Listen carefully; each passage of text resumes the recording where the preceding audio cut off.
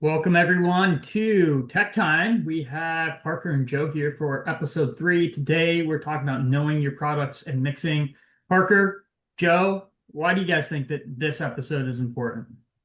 Well, it's important because knowing your products is gonna give you more confidence when you're talking to customers. And on top of that, even doing sprays, if you understand the labels and how it's affecting the mosquitoes and affecting the environment, you're gonna get better treatments down.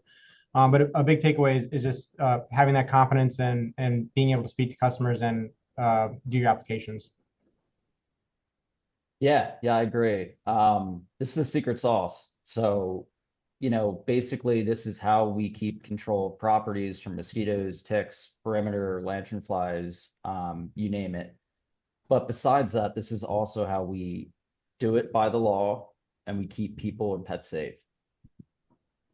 Yeah, the law, the label is the law no matter where you are, and we have some great products, right? We've been through a handful of different ones, and most recently on MTPB, right? How are you guys feeling about the products mix that we have right now? Joe, I'll start with you. They work. You have to trust the product. You have to. It's very easy to want to change things up, and it's not what you want to do. I know I've been through that. It's the first thing that you want to go for is the products aren't working. But it's not the case. You really have to trust what we're doing here, and it's going to work. It's going to work for you. Yeah, even add on to that and what I said before, like knowing like the reasons why we have the mix rate set for why they're set for what they are, and not adjusting them. Like for example, like the Luvion or the Rain Shield, there's a reason why it's set for that. And if you add more, it's not going to actually do anything else other than it can actually hinder it. So the only thing that we really adjust is the MTPB. I mean, you can add other products to the mix, but you don't want to change the mix rates that we have set for them. The only one that you adjust is the MTPB. So and any adjustments that you make, you want to obviously communicate that with the customer and let them know what you're doing. Obviously, don't over communicate or word vomit on them. But yeah, Yeah, I would even add to that a little bit more. 99% of the time of why you're not getting control over property is going to be missed water. Mosquitoes come from water, they need water, and it's one of the biggest things that I find.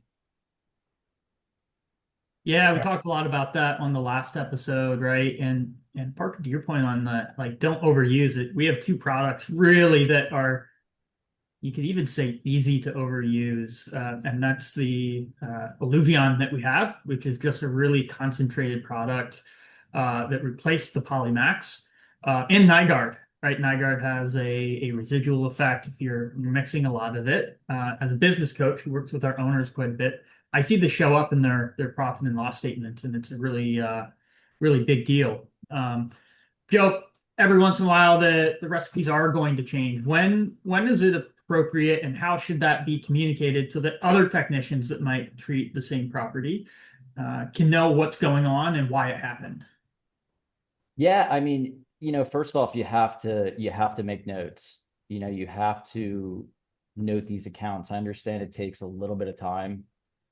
In some cases, it's 5, 6, 7 minutes. It's so worth it.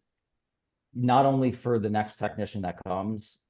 I mean, we've all been through that. You get there and, oh, I told the other technician that was here, and there's absolutely no note.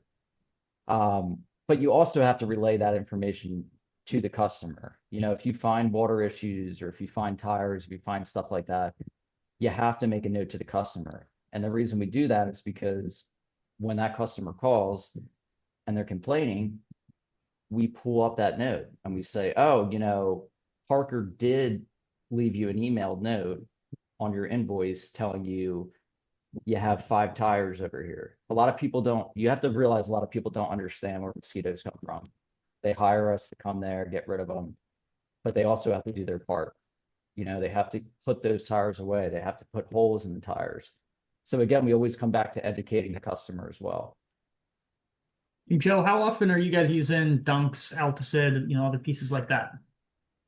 It depends. It truly depends on what you're looking at. If I'm looking at the pool in the beginning of the season that I know is going to be an issue, but I also know that the homeowner is going to open that pool, we're going to use something like a dunk, something that's easily scooped out. I wouldn't want to throw Alticid in there because, Alticid itself, or even bits, I would say, because bits kind of just scatter everywhere. Alticid's going to sink like a rock to the bottom. And essentially, it's silica. It's just small pieces of basically small rocks. So at the end of the day, the homeowner is going to have to vacuum that pool.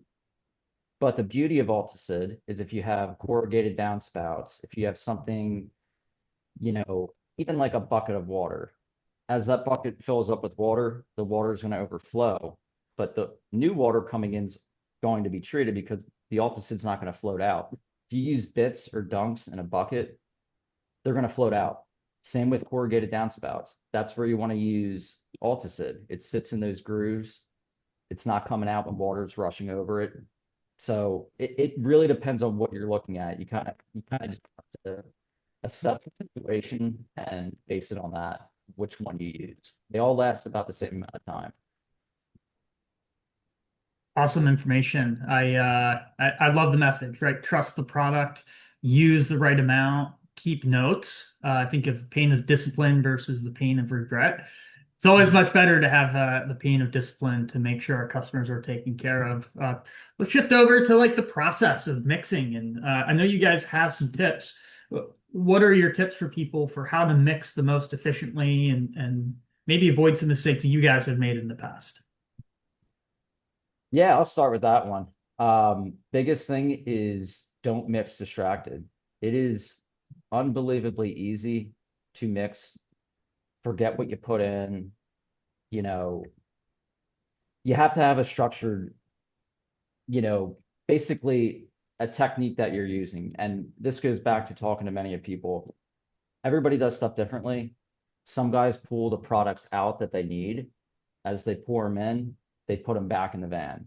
You could do it the opposite way, but I can't stress that enough. You cannot mix distracted. You'll usually notice your boss, they will not come up to you for that reason. We don't want to get you distracted. I will never go up to a guy mixing at all. I'll give him like 5 minutes to mix. I'll come back over and talk to him. And I'll give you an example. Um, years ago, I'll stress that.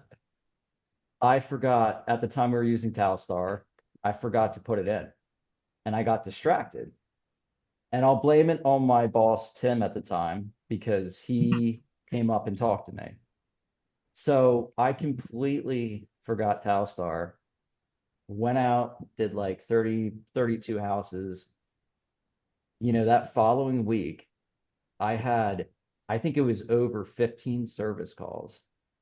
And some guys don't even get that in a year, but I had 15 service calls. We look back, I talked to my boss, realized I had a brand new bottle of Talstar that I had to grab. It wasn't even open. So we figured it out right away. But it's that easy. You get distracted, grab another product, you don't put them out. So get a system of taking the products out that you need, put one back after you use it, or do it the opposite way, take them out. But whatever works for you guys, but it's a very easy thing to happen. And I'm proof of it. I would even add on to that. Like, I think don't mix distracted is like great for not just like missing products, but don't like leave the van. Like if you add the products in and you walk away, like we've had guys where the van like overflows. So stay nearby, like restock the van. Always be in a position where you can like still check it and like glance over, because you do not want it like spilling out of the back of the van because that can cause a ton of other problems, whether with the environment or even just with the van itself if it gets underneath and cause mold and stuff like that.